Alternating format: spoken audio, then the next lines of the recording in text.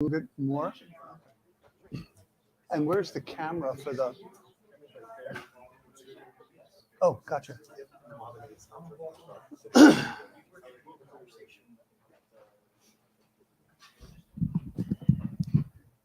Good evening. How are you all this evening? Good. My name is Cleve Corner. I'm the manager of author and speaker engagement here at the Pratt. I appreciate everyone coming out this evening.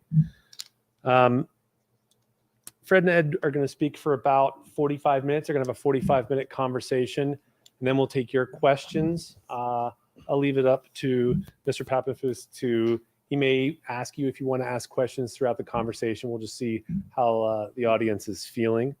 After that, we'll have a book signing. Unfortunately, our book publisher and our partner, Charm City Books, the full order did not come in, so there aren't as many books on hand as we'd like for the sales. But they are offering a 10% discount to anyone who can't buy a book tonight, and Fred will be able to sign a book plate for you, and then they'll ship you the book. Just an FYI. A couple of programs I want to let folks know about. We do been here about a year, and we've done about 100 programs in my tenure. We do about 2 a week. 2 coming up that you may be of interest. Teresa Runstetler has a book coming out just called Black Ball. It's about Kareem Abdul-Jabbar, Spencer Haywood, and the black basketball players in the NBA in the 1970s, and how they not only changed the way the game was played, but also changed player agency, leading to free agency. Also, Rachel Jamison Webster has a book coming out we're excited about. That's happening in 2 weeks. It's called Benjamin Banneker and Us, and she looks at the 11 generations that succeeded Benjamin Banneker, and she's going to have several of Banneker's ancestors there to talk about that. Tonight, I'm happy to welcome historian and attorney Frederick Leiner to the Pratt to discuss his latest book, Prisoners of the Bashaw. In it, he recounts the efforts of the American government to free 307 sailors and Marines who were taken as prisoners of war by the Bashaw of Tripoli after their ship, the USS Philadelphia, ran aground in 1803. The extensive negotiations to free the soldiers by President Thomas Jefferson and other branches of the U.S. government played an integral role in ending the First Barbary War in 1805. Frederick Leiner will be joined in conversation this evening by fellow historian and archivist Edward Papenfuse. Frederick Leiner is the author of numerous articles on maritime and legal history, as well as the books The End of Barbary Terror and Millions for Defense, The Subscription Warships of 1798. Edward Papenfuse is a former Maryland State archivist and commissioner of land patents. He is also the author of many historical articles and pamphlets, as well as several books, including In Pursuit of Profit, The Annapolis Merchants in the Era of the American Revolution. Award-winning author Tim McGrath called The Prisoners of Bashaw more than just a fascinating account of one of our country's first steps onto the world stage. It is also a mirror of our times. International duplicity, public rhetoric interwoven with backroom compromises, and the audacity, suffering, and sheer heroism of our Navy's first officers and sailors. Leiner combines a fine ear for the language with the cinematographer's eye, putting his readers at the president's table, in the Bashaw's palace, suffering in a fetid prison, and aboard the rolling deck of an American frigate. This is a terrific read. I practiced frigate a couple times this afternoon. I don't say it often, frigate. I'm going to start saying frigate more often. And retired U.S. Army General and former CIA Director David Petraeus wrote that the book was superbly written, meticulously researched, and an absolutely first-rate read. It's my great pleasure to welcome Frederick Leiner and Edward Papenfuse to the Pratt. Thank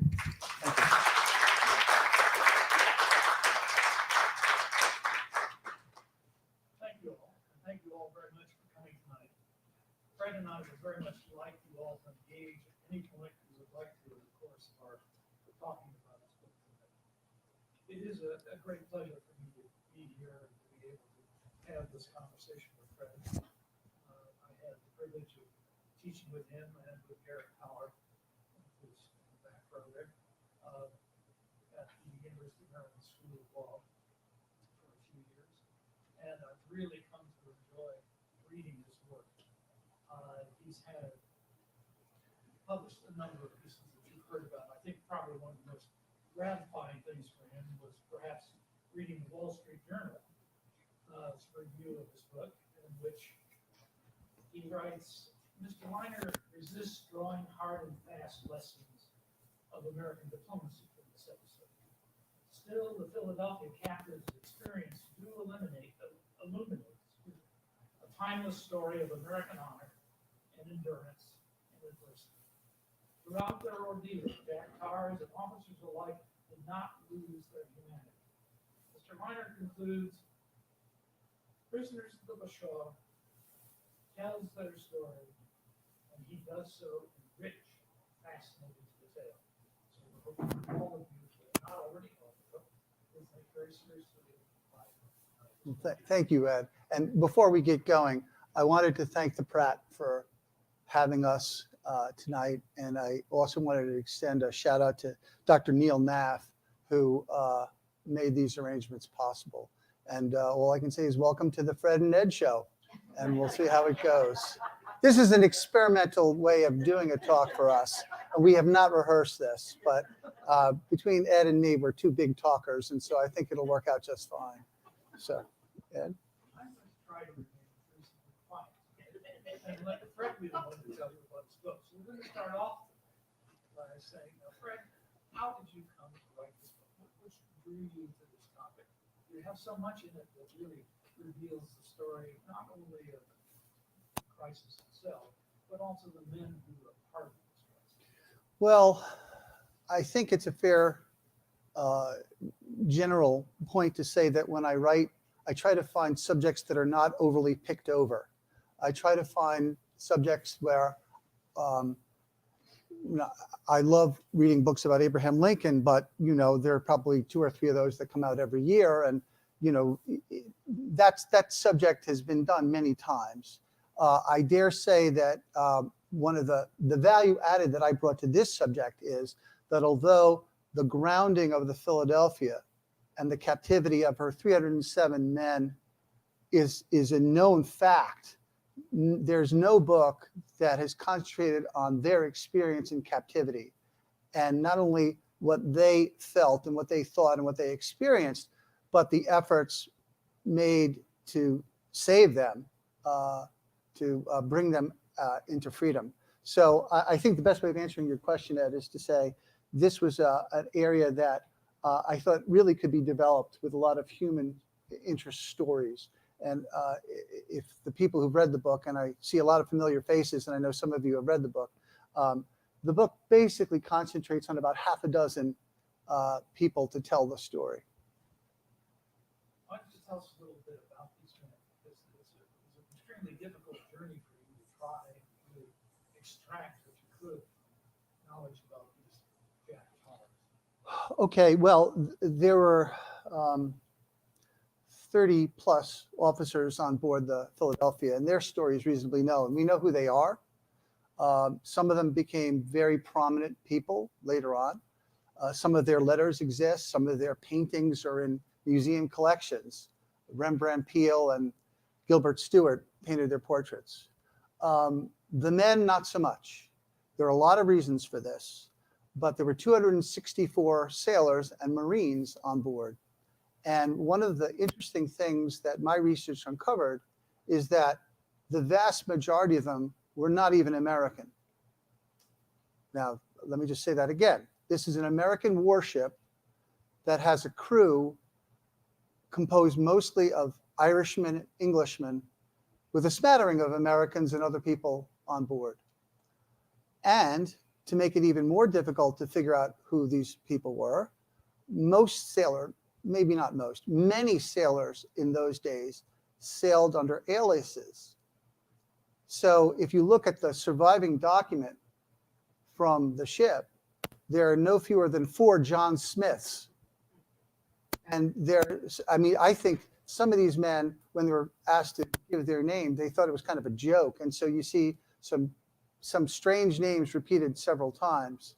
Anyway, so it's very difficult to track them down. I was able to find the identity of probably a baker's dozen of these men using the one lucky break that I had was the ship was not only called the Philadelphia, but it took on most of its crew, most of its sailors in Philadelphia. And in 1796, Congress passed a law to which allowed for certificates for sailors. It was the first kind of identification. They were called Seamen's Protection Certificates. And anyway, during the years before the Philadelphia sale, there were approximately 900 of these issued. And by closely looking at that list as compared to the list that survives as to the people with all these aliases on the Philadelphia, there were about 12 or 13 that I'm reasonably certain were actually people on the ship. And I give a paragraph or two about each of those people and who they were, because I think it's very important that the identity of these men is not lost to time. So. You were pretty fortunate, I think, in having at least one literate Marine, William Ray. William Ray. And people have known about his narrative. Yes. But you weave his story all through your narrative Yes. of looking at the conditions that they had to go through. Tell us a little bit about what these prisoners had to experience.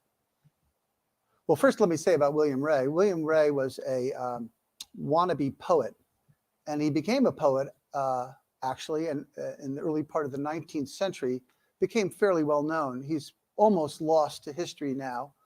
Maybe this book will put him back on the literary marketplace. But and I use some of his poetry in my book, actually, because it's very interesting and provides some color. So that's William Ray. He was a bankrupt and a difficult guy, and had real invective to a lot of the people on the ship. But he wrote very well in kind of snide ways. So he was good to have as one of my main characters. So the ship went. You want me to talk about Yes. the right? So the ship went aground on October 31st, 1803. And the captain was a man named William Bainbridge. Bainbridge made valiant efforts to try to get the ship off the rocks. Do we have any sailors in the room? Has anyone run aground in their boat? They wouldn't admit it, no. Well, in the Chesapeake, it's mostly mud, right? I mean, if you run aground, right. So if you in the case of the Philadelphia, she was going around 7 or 8 knots, and the Philadelphia was at more than 1,200 tons, and just smashed into what was called the Cowdery Reef, about 3 or 4 miles outside of Tripoli. And Bainbridge did a lot to try to get her off the rocks, but was completely unsuccessful. Now, this is not the question Ed asked. I'm not going to go into this. It's an interesting point whether or not he should have surrendered or should not have surrendered. I don't answer that question in the book, but if you want to ask me about it later, I will be happy to talk about it. One of the things I try to do in the book is not to be judgmental. I try to present both sides of almost everything and let the reader come to his or her own conclusion. Anyway, so the ship went on the rocks.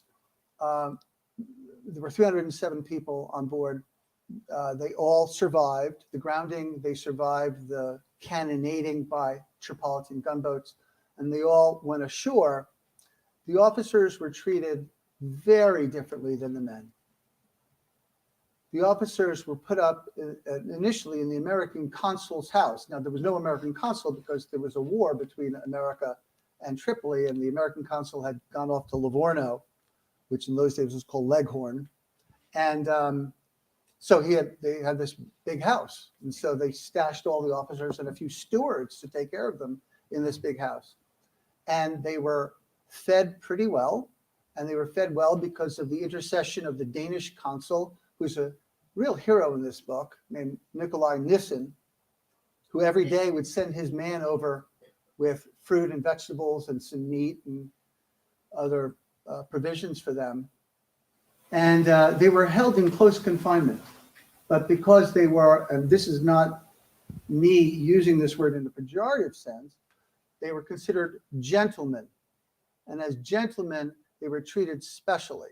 So they were closely confined, but they had a pretty good life for the first 4 months. Then we're going to talk about what changed for them in a second. The men were immediately put to slave labor. They were used as human pack animals. One of the things that Ray comments about is that here they were in North Africa with camels and donkeys and things like that, and the Tripolitans didn't use them. They used slaves to carry heavy materials. So in any case, they were poorly fed, diet of moldy or straw-filled barley bread, black bread, and a little olive oil, very little meat. Gradually, they put some vegetables into the diet, but the men were treated poorly, very poorly. And the men were often beaten. An ancient punishment in the Barbary world called the bastinado. The bastinado was I think I described it in the book as like a cricket bat. And their wardens, their overseers would hit them. And if they really wanted to make an example of them, they would hoist them up so that the soles of their feet were exposed. And they'd beat the soles of their feet, sometimes with 500 smacks. And some people died from being bastinadoed. This was an ancient punishment in the Barbary world. Needless to say, the officers were not treated this way because, as I say, they were gentlemen. And the significance of this is not just that this was a custom and practice. It's also true that the ruler of Tripoli, the Bashaw, a man named Yusuf Karamanli, knew that the officers could be ransomed for far more money than the men. They were worth more. And the whole game was not to hold these people in captivity forever. The whole idea was to get a good price for them. This is very different from prisoners of war in World War II or Korea or Vietnam. This is a mercenary kind of world. So what I started to say that 4 months in, the officer's treatment was changed. Did I say that before? I think I did. And in February 1804, a young lieutenant named Stephen Decatur came into Tripoli harbor at night and burned the Philadelphia, which had been captured 4 months before. And the Bashaw was outraged by that, and it showed that his regime could be attacked. And so in punishment, the officers were put in what has to be called a dungeon underneath the Bashaw's castle, a dark, hot, terrible kind of place. And they were forbidden contact with the consuls like Nissen and others who had helped them in captivity. And there they spent the last 15 months with occasional trips out into the Bashaw's gardens or to get air, but it was just terrible condition.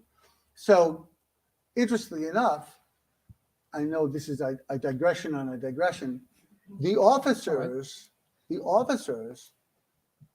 came to think of themselves as being slaves,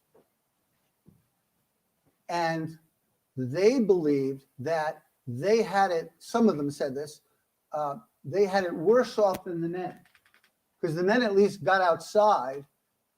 True, they were doing slave labor, but they were outside and they could walk around, and the officers thought that their punishment was psychological, but it was a form of slavery that they were subjected to. So ultimately, both the officers and the men thought they were slaves, but for vastly different reasons. The Bashaw had slaves. Sure. And so you have an interesting chapter in which you deal with this whole question of what is slavery, who were slaves. And what I found really fascinating was that one story about how the men, before they left, the regular tars, had one favorite among the slaves. Maybe you might like to tell the story of that. Yeah. So one of the really interesting takeaways from the book, and this sort of reminded me and may remind you of sort of a Hollywood movie. The Americans in captivity tried to show insolence and impudence to the people who were beating them. They just refused to knuckle under. Now, 5 of them became Muslim, and because of the Quran's teachings that one Muslim cannot enslave another Muslim. But the rest of them, 260 Marines and sailors, essentially, even though a lot of them weren't Americans, they wanted to defy their leaders. And I think one of the things I try to show in the book is their humanity. And as they were leaving, they were actually being freed. They came to Bainbridge, the captain, and they said that there was one Neapolitan slave who had treated them kindly, and they wanted, and they did, pool their money to free him, even as they were being freed. And Bainbridge agreed, and I think it was $300. I think there was the figure to free this one Neapolitan, and an American warship took him back to Naples, and it was a sensation. It was not only written up in American newspapers, but it made quite a splash that here are these people who themselves were slaves, and they thought that they should free someone who had shown kindness to them during their period of captivity. I think it's a remarkable story. I'm glad you pointed that out. Throughout the book, there is this tension between those who are arguing, yes, let's just pay this tribute and be done with it and get our sailors back, and those who argue very strenuously, let's send the Navy, let's bombard them, let's really, and in fact, there's the whole episode of this expedition across Africa to try and free them. Yes. So perhaps you might want to talk a little bit about the sort of the tension within government as to how you should be dealing with this and why. Well, that's a profound question. And a lot of people had changing views on this. So the Philadelphia was the first ship of the 3rd yearly squadron that the United States sent over. There had been a squadron in 1801 that got something done, but not much. 1802, that was a worthless endeavor. And so even though the United States had built the Navy in the 1790s, initially to deal with the Barbary pirates, actually, that's why the Navy, our Navy, was created. It wasn't to deal with Britain, wasn't to deal with France, it was to deal with the Barbary pirates. By 1803, you'd think, okay, we're deep involved in the war. The cabinet, Jefferson polled his cabinet and said, should we just, give up on this? And everybody was willing to put money up to just try to get them out immediately. The numbers they were talking about probably wouldn't have done it. But, and interestingly enough, the Secretary of the Navy had wanted the government to offer the most money to try to get these people out from slavery. They ultimately gave Edward Preble, who commanded the squadron offshore, authority to pay up to $500 per man. And Preble was a great naval officer. He's a very famous guy. If you go to the United States Naval Academy, there's a Preble Hall, and the Navy doesn't like naming buildings after people who are not good naval officers. He was decisive. I point out his strengths in the book, but he was a lousy diplomat. I will be judgmental. He was a lousy diplomat because what he did, and incidentally, most of the historians don't like saying this because, most of the people writing on this period write about the naval history of it alone, and Preble's a great hero. So, they don't really talk about this, but Preble's effort was to use the naval power the United States had to first blockade Tripoli, and then when they had enough power to launch a series of attacks using what today we would call mortar boats. In those days, they called them bombs or bomb vessels. And from offshore, they would be firing these, bombs into Tripoli. And then they had very close engagements. And then as soon as the battle would be over, he would raise the white flag on his ship to show that they wanted to engage in diplomacy. And he would raise the amount of money he was willing to try to get the people out, not lower it, raise it. And so it sent very conflicting messages to the Bashaw, like, what's going on here? They attack us and they offer us more money. They attack us, they offer us more money. They attack us, they offer us more. This happened like 4 times. And So he does ask for more money. so he does ask for more money. And ultimately, I'm sure most of you are aware of the Marine Corps anthem. There's a line in there that the Marines are to the shores of Tripoli. And that comes from what Ed alluded to, a man named William Eaton, who had been a diplomat in the Barbary world, reached out to the Bashaw's brother, who had been deposed by the Bashaw, and launched this unbelievable expedition from the Nile Delta. They wanted to march all the way to Tripoli, and that is 1,000 miles. And they got about half of the way there to a city called Derna, and in a pitched battle, there were 8 Marines, 2 midshipmen, about 40 Greek mercenaries, and a couple of hundred Arab horsemen. That was the entire force that he had. And they were not loyal troops either. The Marines were, but the rest of them weren't. Anyway, they got to Derna. They had a pitched battle. Somehow this force led by William Eaton won, and they took the city of Derna. The Bashaw's troops made an effort to retake it, which failed. And so the Bashaw internalized this as an existential threat to his regime. And that is the thing that really, not the valiant efforts of the Navy offshore, that is really the causation of the Bashaw willing to deal and to lower the demands for ransom. There were still ransom demands. And one of the things that the book shows is that even though the ransom was a very modest sum, ultimately it was $60,000 to get these 300 men out. Well, by the time all was said and done, it was less than that. But anyway, it turned out about $200 per man.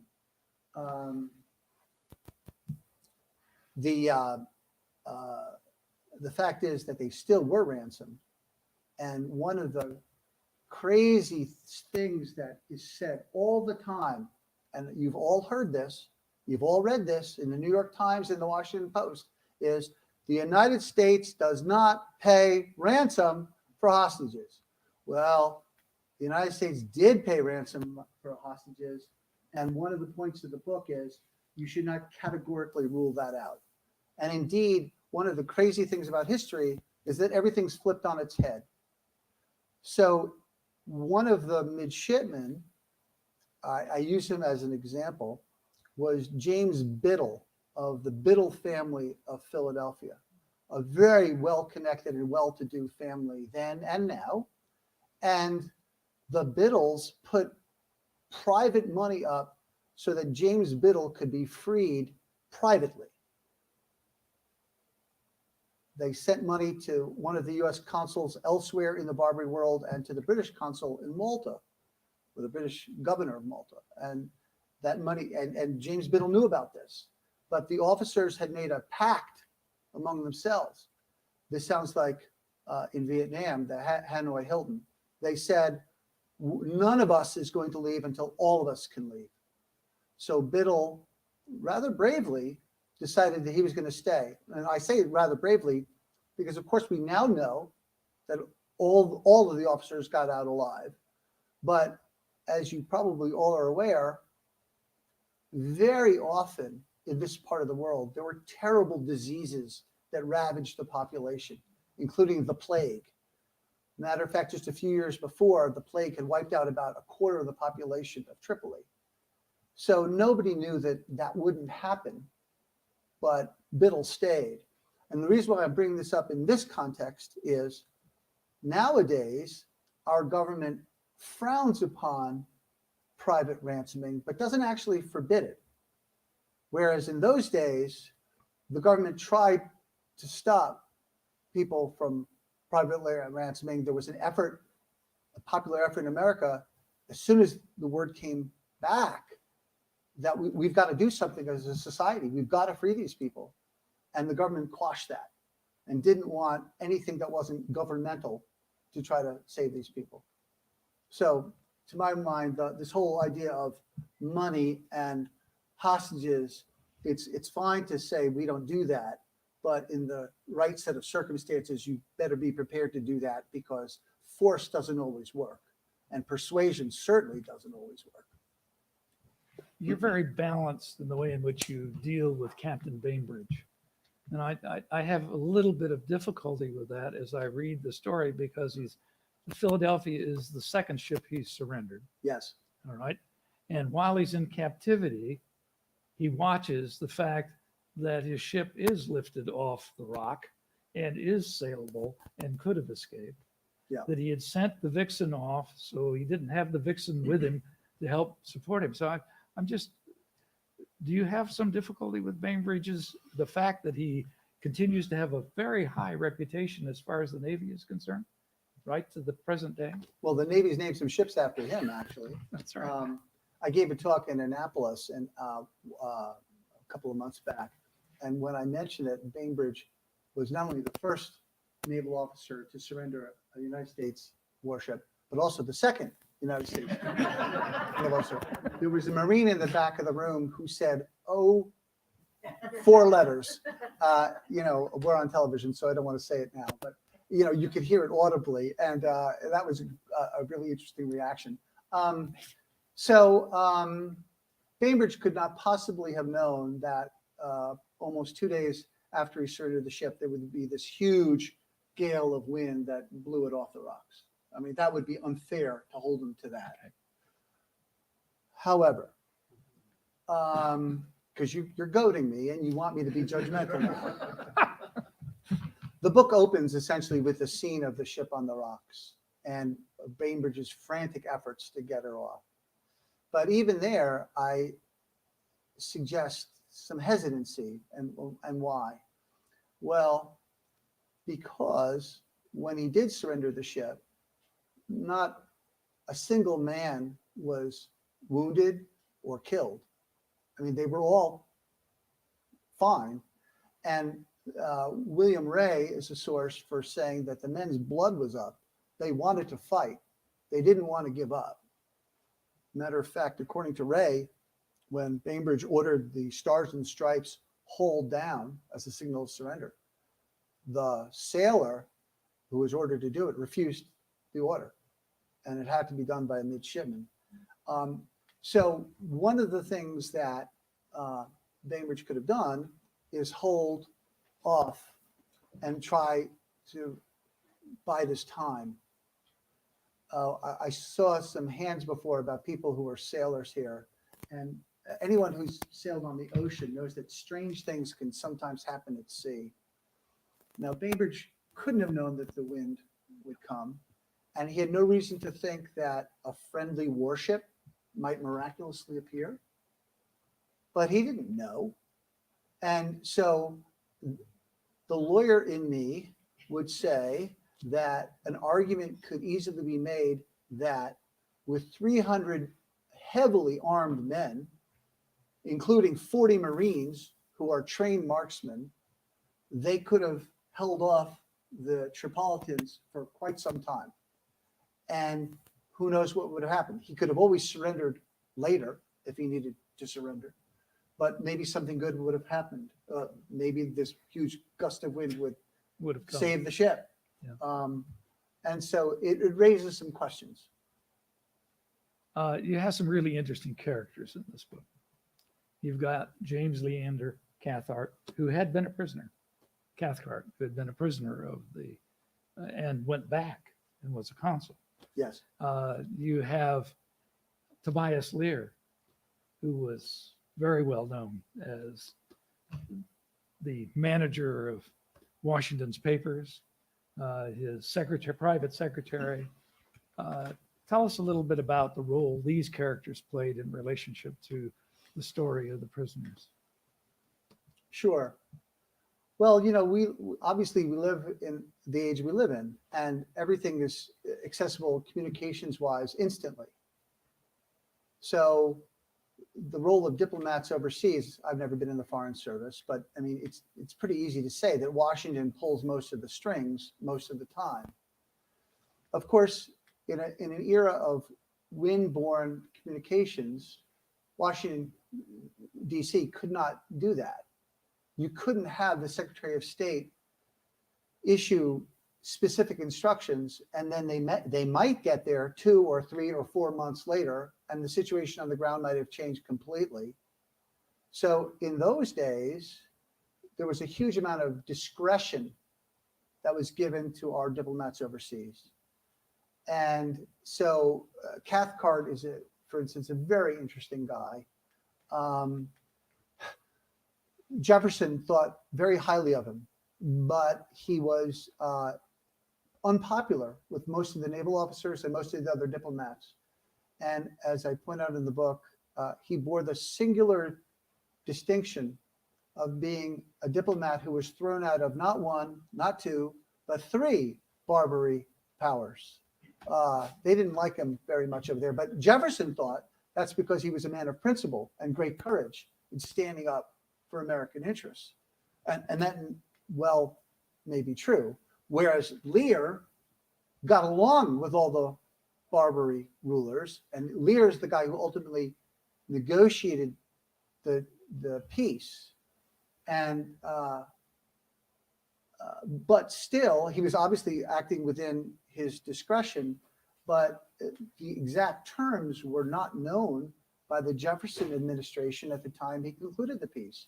Indeed, when Lear concluded the peace, there was a secret article in the treaty that only became known a year after the treaty was ratified by the Senate.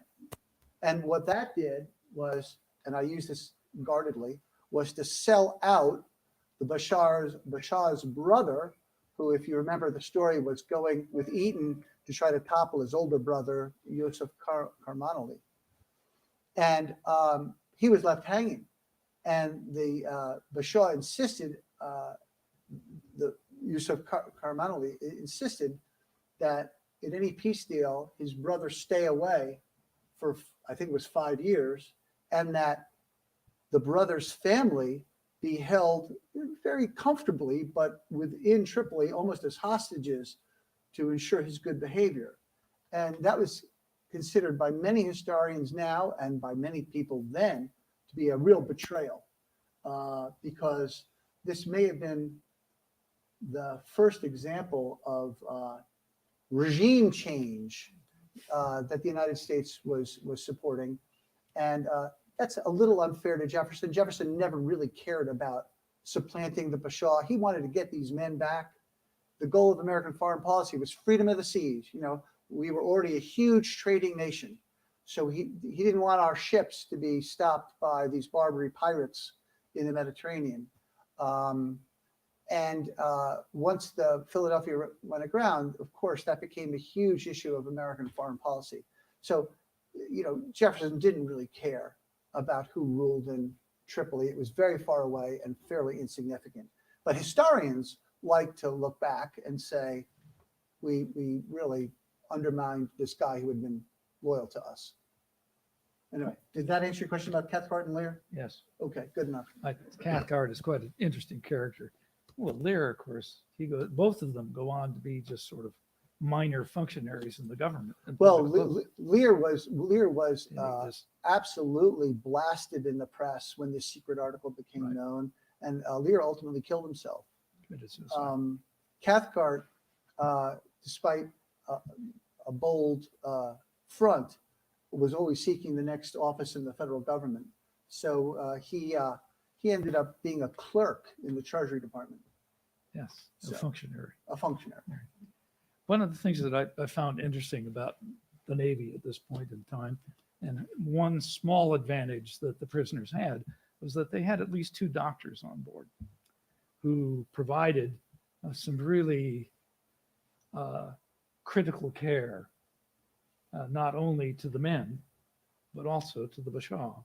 And I did this in some ways help the prisoners have a little bit better existence than they might have had otherwise. Wow, that's a really interesting question. Maybe. So one of the characters that I spent a lot of time on in the book was Dr. Jonathan Cowdery. And he became the principal doctor taking care of the men. He was not the principal doctor on the ship. He was what they called a surgeon's mate. And the surgeon was a guy named John Ridgely. And interestingly enough, the third doctor was named Nicholas Harwood. And Harwood and Ridgely were both from Annapolis. Perhaps you've heard of the Harwood House. What's it called? Hammond Harwood House. Hammond Harwood House. That's the same family.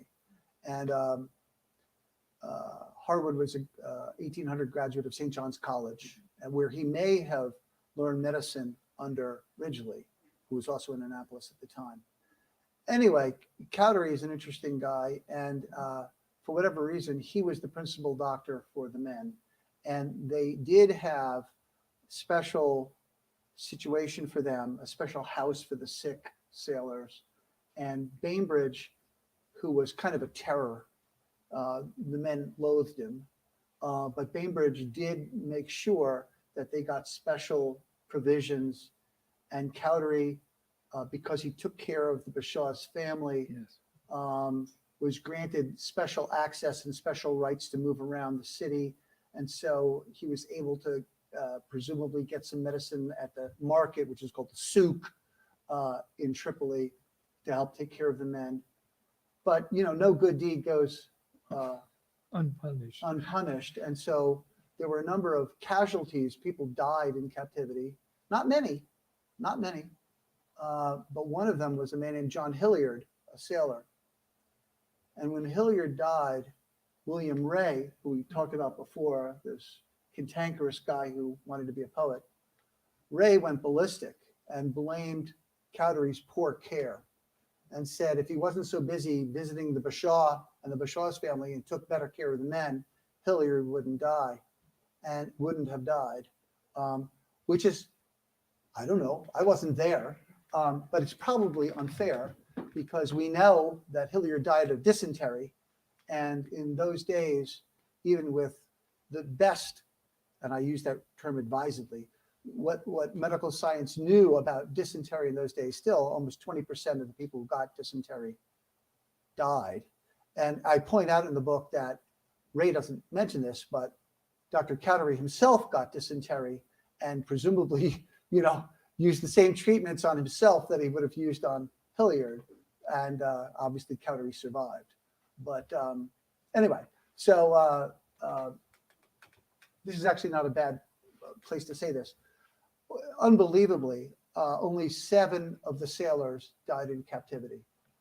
Really, 5 of them died in captivity and 2 died immediately afterwards. I mean, within a week or 10 days afterwards. And that's really an amazing survival rate because they were there for more than a year and a half. They were poorly fed. There was vermin that, you know, they were infested with vermin. They could have gotten all these terrible diseases, but thankfully none of them occurred.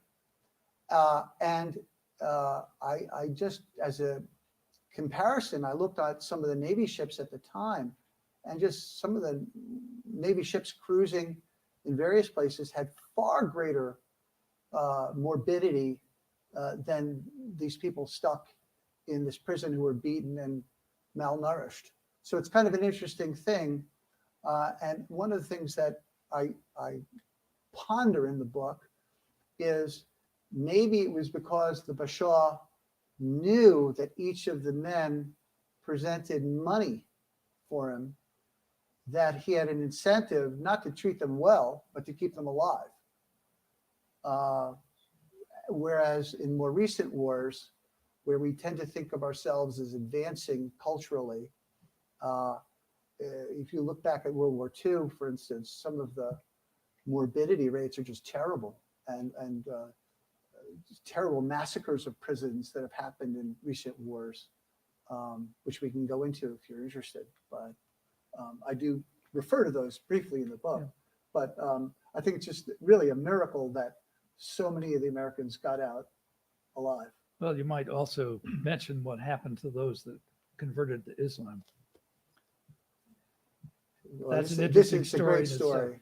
So there were 5 men who took up the Islamic faith. In those days, it was pejoratively said they were turning Turk. That was the expression. Or one of the sailors, or a young officer rather, referred to them as putting on the turban. Obviously, they were not popular after they had decided that they went over to the enemy and became Muslim. So the day in June of 1805, Lear concludes this deal, and the Bashaw brings these 5 guys. I'm going to tell the whole story here. What do you think you should? Okay. The Bashaw brings all 5 guys over in. These 5 recently converted Muslims. And he asks each of them, well, these Americans have been ransomed. Do you want to go home or do you want to stay with me? And one guy who, again, it's an alias. He's known as John Wilson, but that wasn't his real name. But John Wilson said he loved it in Tripoli. He knew what was going to happen. He loved it in Tripoli. He loved being a Muslim. He hated Christians, and he wanted to stay and serve the Bashaw the rest of his life. Bashaw said, fine. And then the other 4 said, we want out of here. We want to go home. The Bashaw ordered them driven into the desert, and there's no further record of what happened to them. But reading between the lines, they didn't survive very long in the Sahara Desert. So, but Mr. Wilson survived, at least for a while. We don't know what ultimately happened to him. One of the things that I find intriguing because of my own special interests, so I'll turn to it if you don't mind, and that has to do with the Secretary of the Navy throughout all this period of time. Yes, Robert Smith. Robert Smith. And Robert Smith was from Baltimore, so I'll bring this back to the A Baltimore lawyer, no less. Baltimore context. But it's his brother that's of interest to me, and that was Samuel Smith. And those of you who know anything about the history of the city, Samuel Smith was in business with the Buchanans. And Smith and Buchanan, I found out because I got really interested in whether or not they had any connection at all with this Barbary Coast business. It turns out that in 1802, they had portions of 5 cargoes that went to Livorno. So in other words, the Baltimore merchants had a vested interest in the trade to Livorno being protected. And I suspect it was rather interesting when I read your book that of the cabinet when they were polled, Robert Smith was the one who offered the largest amount of money that should be offered to bring the men home and to free the trade from any kind of problems with the Corsairs. So do you think there was sort of some economic influences at work here that weren't all so altruistic? Well, I don't know. I mean, maybe they certainly had some skin in the game. I mean, that's what you're really saying. Yes. But as I think I said before, the amount that Robert Smith wanted to put up would not have No, that's true. freed the men, would not have concluded a peace treaty. Was woefully short. But you know, what you uncovered, Ed, is actually not surprising. I mean, Smith and Buchanan was a leading mercantile firm in Baltimore, and just the same is true in Boston and New York and Philadelphia. This was the time when the United States was really expanding its international contacts, and the country was getting kind of rich as a result of foreign trade, especially before Jefferson's embargo of 1807. You know, we were able to take advantage of the rest of the world at war. We were carrying everybody's goods. We were carrying French goods to places. We were carrying British goods to places because everybody else was fighting each other. So a lot of merchants had a lot at stake in trying to suppress the piracy in the Barbary world or end the war or both. So, but I notice it's 7:45. Time has moved along very quickly as far as I'm concerned. I would like to see if there are any questions from the audience. I know some of you have read the book because I know who some of you are. But any questions? Yes, in the back. I'm I'm curious, that it's such a gripping story, and it's one that I wasn't familiar with until I became familiar with your book. But I think all of us in here are of an age where the Iranian hostage crisis is one of the bigger political events of our lifetimes, not 9/11 maybe, but it was a big event. And I'm just wondering, was this episode ever in currency during the hostage crisis? And was this ever referred back to? I'm curious if Carter ever studied it, or analogies were made to this.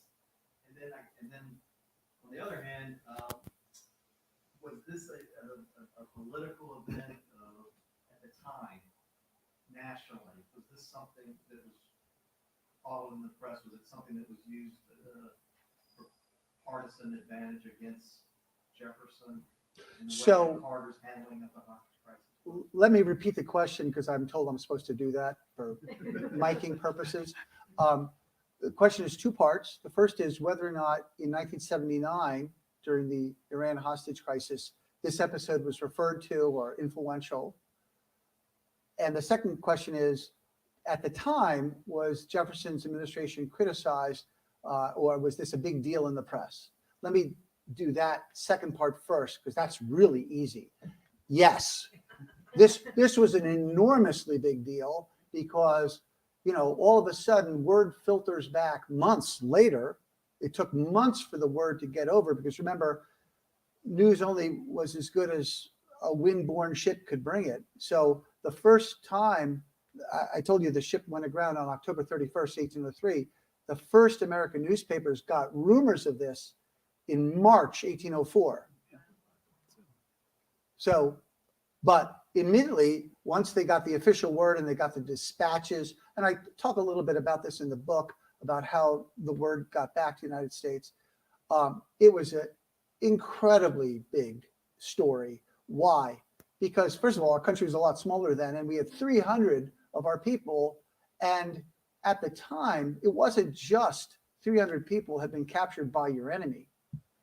In Western culture, the Barbary slavery was abhorrent. I don't want to get too literary on you, but the first great novel was Cervantes' Don Quixote. And actually for this book, I read Don Quixote because there are chapters and chapters about the protagonist being a galley slave in Algiers. And many great early novels from the 16th century, 17th century, 18th century talked about Barbary slavery. So the idea that our guys would be subjected to that was an enormous story in American press. And when it turned out that Bainbridge was sailing alone off of Tripoli, as opposed to having the other ship called the Vixen sailing near him, well, initially the papers didn't know that, and they thought that the Jefferson administration had just ordered this one ship to go there, and the Federalist, the opposition party's newspapers, thought this was just an appalling lack of judgment. And so, yes, the Jefferson administration was criticized. There was all sorts of talk about popular efforts to free the men that got quickly squelched by the government. Yes, there was a very big story. I don't know if I can draw an equivalent today or from 1979. Maybe that was the same thing with Ted Koppel having it on the news every night kind of thing. And it was front page in all the newspapers. It was that kind of deal. So that's my answer to your second question. The first question, I don't really know the answer as to whether or not people look back at the Philadelphia example. I would be tempted to say no, because what characterized Barbary slavery was this mercenary aspect, which I've tried to hit on repeatedly in this talk. The idea that the Bashaw wanted these people to be traded back for money. The Iranians were not really interested in money. That was not their deal. And Carter ultimately tried to use the Delta Force to free them, and it was a fiasco, if you remember, with the helicopters in the desert. But I don't necessarily want to go too far down that path, because, again, in researching this book, I tried to find out a lot of modern examples of hostage taking. And there are many. There have been newsmen who've been scarfed up by the Iranians. There have been people, anyway, there are a lot of examples.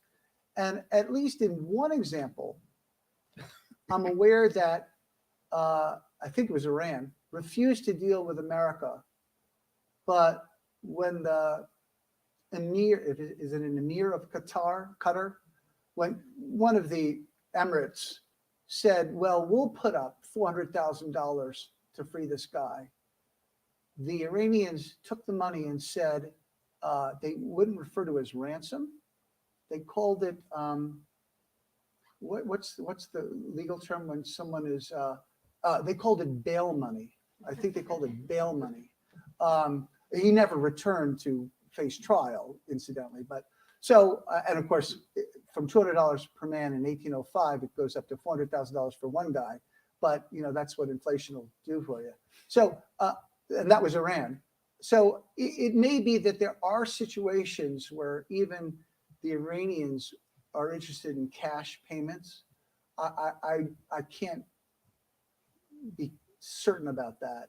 But I think the world is a different place today, and I don't think that people take hostages for money.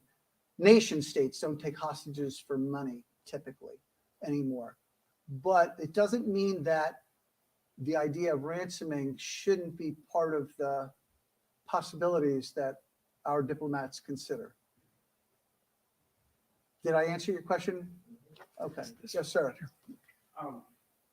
I read a book, I wish I remembered the author of the title, which I don't, but it was about a Connecticut merchantman which shipwrecked off, I want to say, Morocco in 1813, 1815, something like that. And as soon as they were caught wandering down the beach, they were immediately enslaved, and the first thing they did was take their clothes, which I thought was curious. And then it wasn't mentioned again where these guys were just walking around naked for a year or something. And why they wanted them, was it to control them, or was it the Western fabric valuable? And this came up in this episode. So the question is referring to a different hostage situation, probably off Morocco, perhaps a little later on, where the sailors' clothes were taken, and is there an analog in the story I tell? And the answer is yes. So when the Tripolitan corsairs stormed aboard when they saw the Philadelphia had actually surrendered, the Philadelphia crew had, knowing what was coming, they were going to be in captivity. They put on extra clothes. They stuffed food and their personal possessions in their pockets, money, and everyone, the officers included, were basically manhandled, and their extra clothes were taken away. Their money, if it was available, was taken away. Their possessions were taken away. Everything was taken. Everything that essentially wasn't nailed down was taken. Some of the officers had the forethought of slipping some gold coins down into their boots. But when they entered captivity, to really answer your question, most of the people had just the clothes on their back. And it was a struggle for the Americans offshore to supply them with more clothing and more shoes. The shoes took a long time to get there. But yes, there's definitely an analog here. And now, why would they do that? Well, that was, I think, the last part of your question. In this case, they stripped them naked. No, these people, our sailors in 1803 were not stripped naked, but as I say, everything that they didn't have literally close to their person was taken.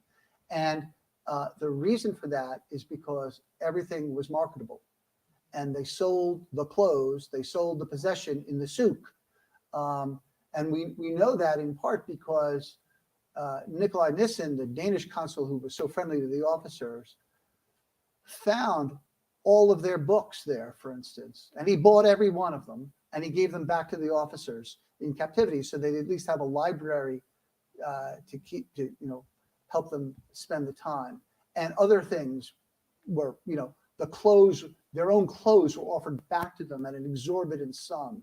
So we a lot of money. and we know that they refused to pay that. But so yes, things were stolen from them, and they ended up in the soup. Time for one more question. Was Bainbridge court-martialed, and if not, why not? Bainbridge faced a court of inquiry, and all his officers testified that he did everything that he reasonably could have done to try to free the ship. And interestingly enough, their first day of captivity, Bainbridge asked them to put their opinion of his conduct in writing because he wanted to send it to President Jefferson. And they did that, and he did that. So that letter was in the newspapers in America almost immediately as soon as the word got back. But one of the reasons why, he did that, I'm sure, for what he said on the face, that it was important to the president to find out that Bainbridge was, doing his best to try to free the ship. But I also think that he knew that if they were ever free, he would face a court of inquiry of naval officers questioning his conduct. And by having them all sign on to such a document, as a lawyer, you know this, it would limit their ability to stray and say, now that I think of it, he should have done this or he should have done that. So all the officers testified what they had said in the letter, that Bainbridge had acted coolly and professionally and had done his best to free the ship. There was one more over here. And, judgmentally, when should these guys have been released in advance of when they were? That's an unanswerable question, and it's unanswerable because there's almost a sliding scale between how much money you're willing to offer and how much force you want to use. And the joker in that pack is, if so much force had been used, or if Eden, with his march across the desert, had been more successful, could the Bashaw have actually killed the prisoners, which he had threatened to do many times? So if you are of the opinion that money doesn't matter, the so-called honor of the United States is less important than getting these guys out early, you would put more money up front and you would get the men out earlier. If you think that this is really important, the United States is a new player on the world stage, we can't succumb to this kind of blackmail. We'll pay a little bit maybe, but we need to beat down these people so they see that we're willing to use force. Then you're going to do what Bainbridge did, or maybe even more, to try to lower the ransom demand that you ultimately pay. But I think the point ultimately is that everyone realized that at some point that some money would change hands.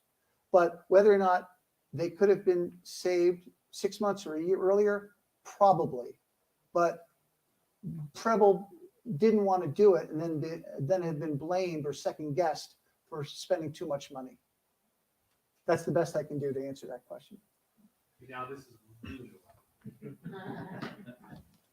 Fred, I've read the footnotes. I always Good. read footnotes first. You're a good man. And then I go read the book, and I'm halfway through the book. What amazes me here is the commander of this vessel, That's Bainbridge. Bainbridge. Dubois praised his master and commander of 300 men. He's halfway around the world. The responsibility this man has is he can't pick up a cell phone and ask for Washington's thoughts on what he's about to do here. Yes. This is what amazes me. And he was 29 years old. We tend to think of these people as, old and dour, and we look at their portraits and like, okay, that's a very serious guy. He was 29 years old. And he had been at sea for 15 years. And yes, one of the things that confronted him and then confronted Preble, who is the squadron commander, and Preble was a little older. Preble was 42, and he commanded the entire United States forces over there.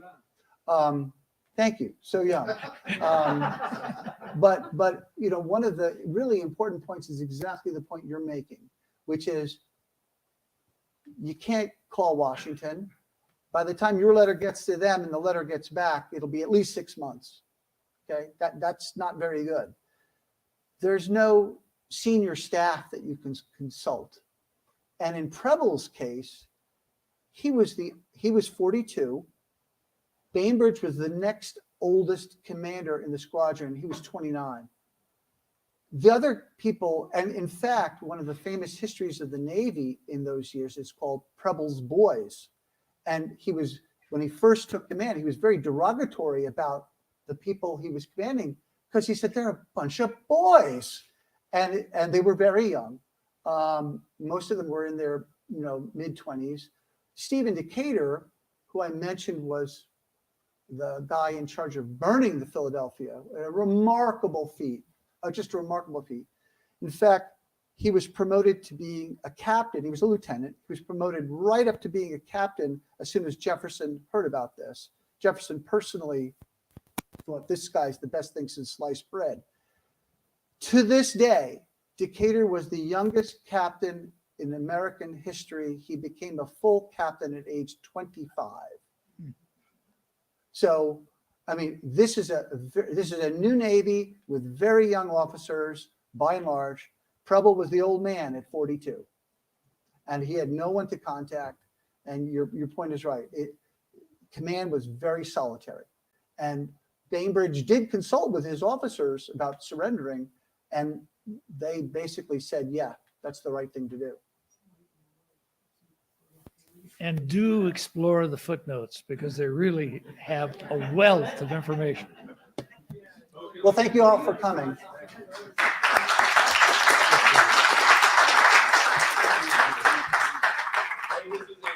is a really good premiere, the Ed and Fred show. So.